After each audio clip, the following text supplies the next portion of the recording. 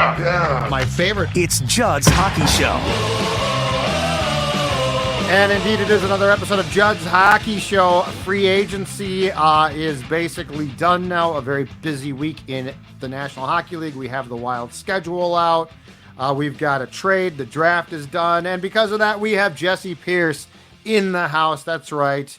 The midweek edition of JHS. Judd, AJ, Jessi.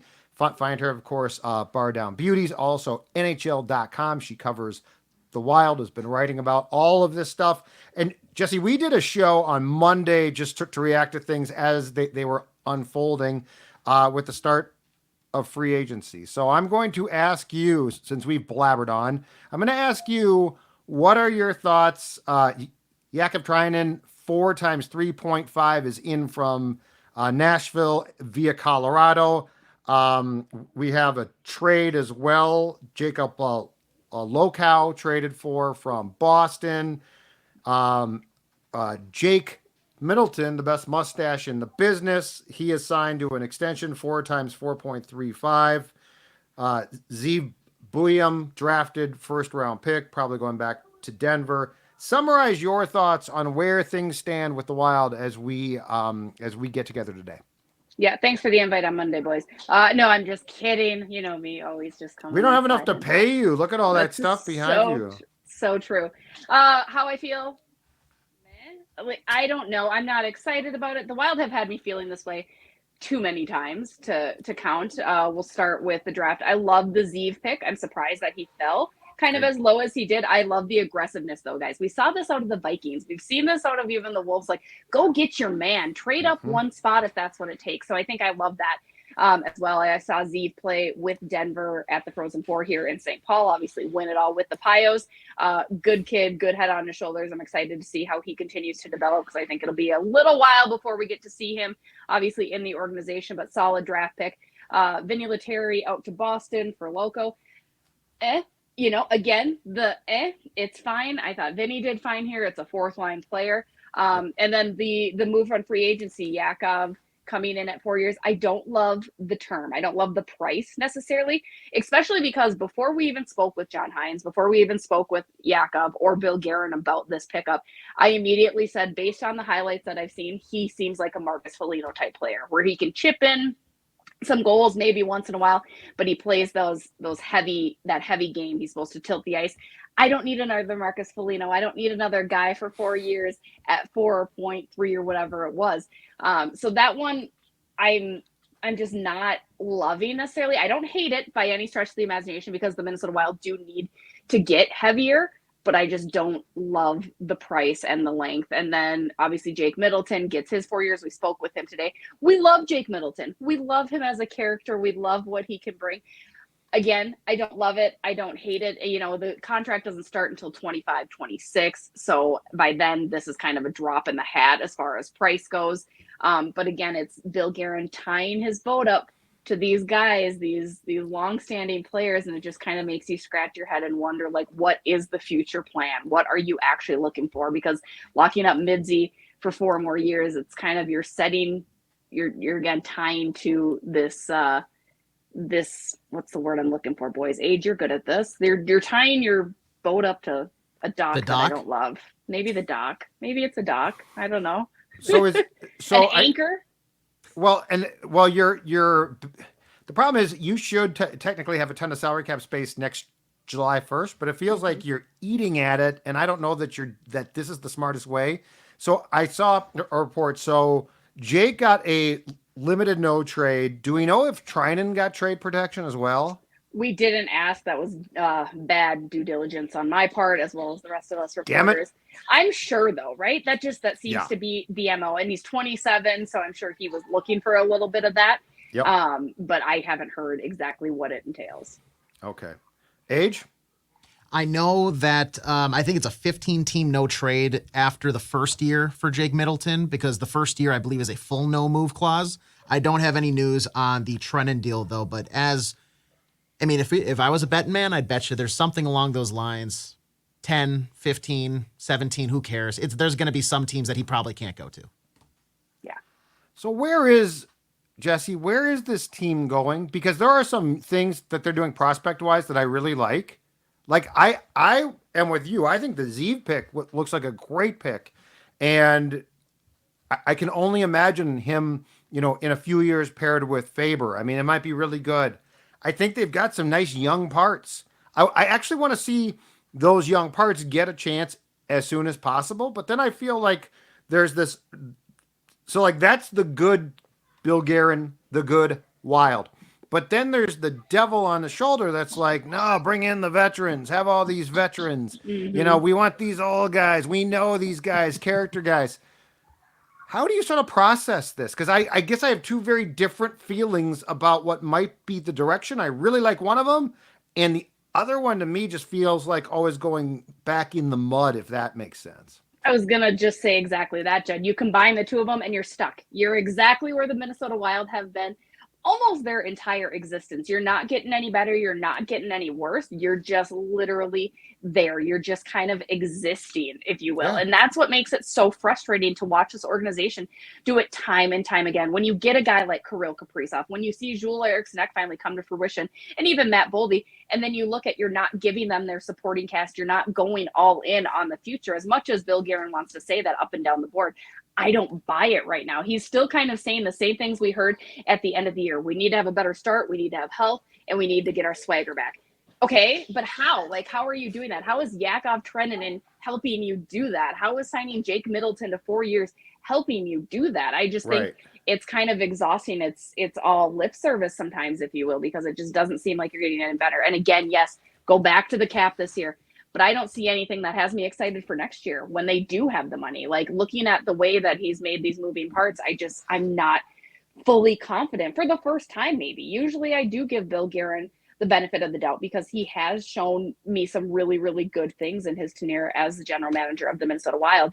But you're there. You're just there. And that's what's so frustrating. I feel bad for this Minnesota Wild fan base sometimes, because it is like, I came in and I said, meh, that's how I feel about all the moves. I don't hate them. I don't love them, but I also don't like to be just fine. It's like when you get those texts like, hey, how are you?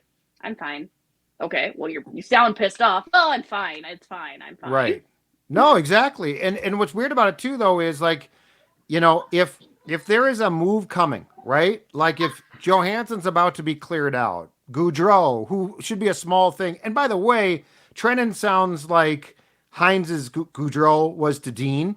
If they're going to clear guys out to play the Ogrins, to play the kids, I'm fine with that. But if these kids are going to run into roadblocks at every turn, then it's like, what's the point? And the thing too is this swagger thing. So 2 consecutive years, this team has started with no swagger, right? Whatever. They've been meek. I call them meek. But the reality is, that's not my biggest thing this year. This year is all about building for next year. And I know Bill wants to win now, and I know probably more importantly, Craig Leopold wants to. But I think you're putting yourself in a very precarious predicament if you're putting your chips on, we got to be a playoff team in 24-25, Jess, because this conference and this division just got better. You're near the bottom talent-wise, in my opinion, right now. Again, that's because teams continue to make moves. I always go to Nashville, right? Because Nashville does this to me every year. They stock up in the offseason. You're like, oh, they're going to be hot. They're going to be great. And then they don't end up doing a heck of a whole lot with it. But Barry Trotz is out there at least trying to do it again. And again, I don't want to get into the salary cap situation because it speaks volumes about what certain organizations are willing to do and what certain organizations are not willing to do. And Minnesota continues to be like the rest of our Minnesota sports. It seems as they're not willing to fully go all in and just go there. We go back to the beginning of this year, you guys, when I think we talked about, I would rather be bad and get good draft pick and really truly build for the future than be this mediocrity that the Minnesota Wild have been. And yet here we are looking at another very mediocre year and a mediocre next couple of years, I think, which, who that's really going to not make happy? Kirill Kaprizov. And that bothers me. Age? Mm-hmm. Yeah, and like the direction to what kind of Judd was talking about was, it seems like we're stockpiling a lot of the same style of guy. And you want some of those guys on your team, on your roster, but at a certain point, it's like, okay, I have that shirt in my closet. I probably should wear something else. But the blank navy blue t-shirt doesn't really fit for the cocktail party I'm going to on Friday night. Like, I can only look so fancy with the same shirt 6 days out of the week. So I don't need more of these gritty swagger. And I will say, I understand that Trenin brings that, I would say, arguably, based on the statistic underlying things, elite penalty killing ability. And this team had to get better at that. But is this the year that you want like a lockdown penalty kill? Frankly, I'm fine with them taking a step back and setting up for the future. There's no reason that you have to be pushing for a playoff spot this year and really like saying we have to win this next season. It's about showing a guy like Kirill Kaprizov, who you have to please and show that these guys that you've drafted, and now you've been aggressive, you go up and get a Zeev Buium, but the rest of the prospects that you have in this system that has been touted for the last 2-3 years, it seems like, as one of the top 3, top 5 prospect farm systems in the league, that something's going to come. Like, these guys are going to pan out, and obviously you can't bat 1,000 on every single prospect you take in the first round, the second round, the third round. But if a Liam Ogren, if a Husnadinov, if a Riley Height, a Hunter Haight, one of those guys rises to the top and shows, hey, he's going to be an impact player for this team. He's going to be maybe a better outlet, so that not it's a one strict line that the opposition has to focus on in order to shut down the Minnesota Wild. That Kirill Kaprizov is going to be able to flourish when a team has to kind of spread out their defense and their higher end defensemen. Instead of just, all right, Kirill's on the ice. You see 97? Get out there, top pairing. Get out there and lock them down. Checking line. Get out there and throw the body. Like some guy that you're not going to hear of in 2 years because he's out of the league is throwing cross checks into the rib cage of Kirill Kaprizov. You need to have that spread out, and that's where this prospects come into play. And right now, after the moves you've seen, some of the extensions, it seems like, especially the forward room, it's getting a little crowded. Right now, you're seeing line combinations and projections where it's like Liam Ogren is the odd man out. That should not be the factor. That should not.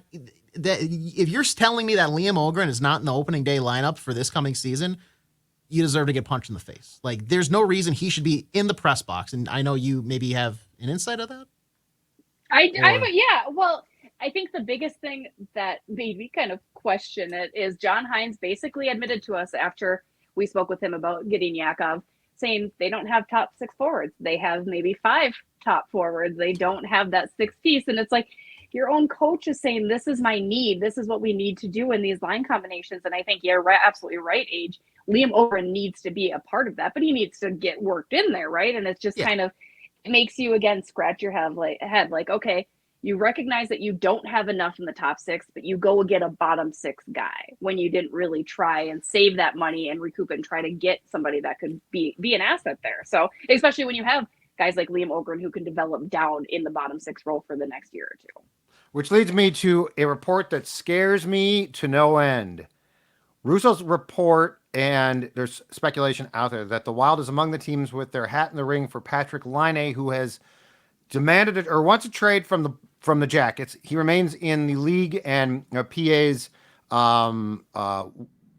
mental health program, something along those lines. Anyway, what are your thoughts on that? And I guess what scares me is I think a guy like this, if you're about to pop as a team, might be a good flyer to take. But number one, I don't think that the Wild is there.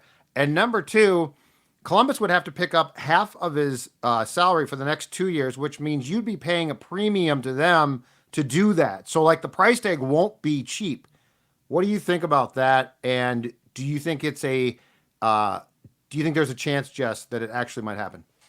From a pure skill standpoint, I like it, right? That's a top 6 guy without question. I do like, I'm sorry, Age, I'm sorry, but I do. It's okay. He's got the skill. It finally would be a player that can be electric. Right. That's my concern. Yeah. He gets hurt a lot. And I also have my questions about how he would fit into that team chemistry that we've been stressing and focused on, right? I mean, his own personal issues aside, and I'm so glad that he is helping himself with that and the PAs. But you have to wonder, what do teams think of him? Because he's been on the move, and for a guy that is that skilled and that talented, for him to not really seem to be wanted by these teams like Winnipeg and like Columbus, it makes you really, that's a big red flag for me. That would be one area where I'm like, you know what? Nope, I don't want to touch it. And you're right. You need Columbus to eat a lot of salary and you'd have to give up a lot, which I think that's a Marco Rossi type of dangle, right? If you're trying to get him to do it. And that's where stop right there. Just stop. I'm sorry. That's what I know, but at. This is what I hate. Yeah. I don't want to hear that, but you're right. And the thing about that is, like, you're car shopping online. You see these pictures, and it's like, okay, this was taken like a couple years ago. We're looking at the Carfax, but in reality, it's the Carfox. It's like some like knockoff thing. And you see the 40 goals, you see these points, but then you're like, when's the last time this car was driven? Like, when's the last time I made it from oil change to oil change without having to bring it in? You're gonna go show up to the lot, and then by the time you get it off the lot back here in Minnesota, you don't know if this thing's going to run. You might turn the ignition and nothing. He hasn't played more than like 50 games any of the past 3 or 4 seasons. And granted, one of those was the COVID year, but since then, it's been he just hasn't been able to stay on the ice. And so if you're going to pay a premium, like send the other way to Columbus, I don't see how that is beneficial to the Wild. And I understand you can talk about the change of scenery and maybe he can find that spark again. It seems like that seems like a pretty lofty bet for a team that is in no position to be making like a all-in playoff push type of move, which this would scream to me is you're trying to win now. Why are we trying to win now? You just admitted that you don't have top 6 forwards. And yes, that fills a role, but like that seems like a final piece of the puzzle type move, and this team is not in any scenario to do that. I don't know. You pop that hood open. That might be a nice V8 engine under there that's shiny and new. You just don't know. I don't know anything about cars, but that sounded good, right? That sounded all right. That did sound good. All right. I know nothing about them, so you convinced me. All right, Vin Diesel. But the thing that scares me too there is I don't. This is the thing I can't decide. Do Billy Guerin and John Hines understand what they want exactly? And I guess just as importantly, is Leopold trying to drive this thing of, hey, I gotta, like, this is like a competitive market. The Timberwolves are red hot. I gotta sell, season tickets. I can't, like, we need to go. I mean, that's how you derail a franchise. And I think there's a lot of things to potentially like here. That scares me. What were your thoughts on the shocking news that Ryan Suter was bought out by the Dallas Stars? With a year left, the Dallas fans hated him way more than the Wild fans ever did. I mean, it's easy to laugh at, right? I went to the Money Paul David Justice quote because that's always my favorite. Like, nah, man, I ain't paying you 7. I'm only paying you. The Yankees are paying half your salary. So I think it's funny. I mean, but he's laughing all the way to the bank too, right? Yes. Like, I mean, there's nothing for him to be upset about. I love that Matt Dumba comes in to replace him to give a little extra flavor. I'm sure Stars fans are trying to figure out their feelings about that. But I think it just goes to show that, again, that buyout was the correct thing to do. Yes, he's still a very capable defenseman, but there's more that he lacks within the team locker room and the chemistry that is causing buyouts like this. And that's unfortunate because you want to see players succeed. And I just think it just reiterates that Bill Guerin, he was the first. He did it first. He made the right move. And it's a nice, easy, plump check for Ryan Suter now. And the thing about that, though, is when you made that move with Zach and Suits, I think you had to know that you knew what you were doing. And that's the thing is, like, they've acquired some good talent. The cupboard prospect wise, when Fletcher left, was nothing. Like, he left them with nothing. There had to be a build up here. How happy were you, Jessi Pierce, when David Perron did not sign with the Wild? Because I know that we all feared that and predicted that they actually might pursue Dumba, who, as you just mentioned, went to Dallas. But when David Perron did not sign with the Wild, how happy were you? I think everybody knew I was elated. My mentions were full on Twitter because everybody knew right away, like, yes, let's go. We can avoid that travesty, that car wreck that I think was going to happen. Yep.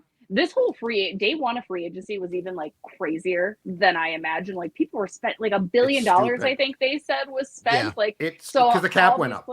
It's insane. It was absolutely crazy. And so even just keeping up with everything, I was like, okay, that guy's gone. Good. That guy's gone. Good. That guy's gone. Good. We're safe. We're safe for now. I know people were just as excited when they saw Matt Dumba was gone fairly quickly, and good for him. He's getting paid by Dallas now. Yep.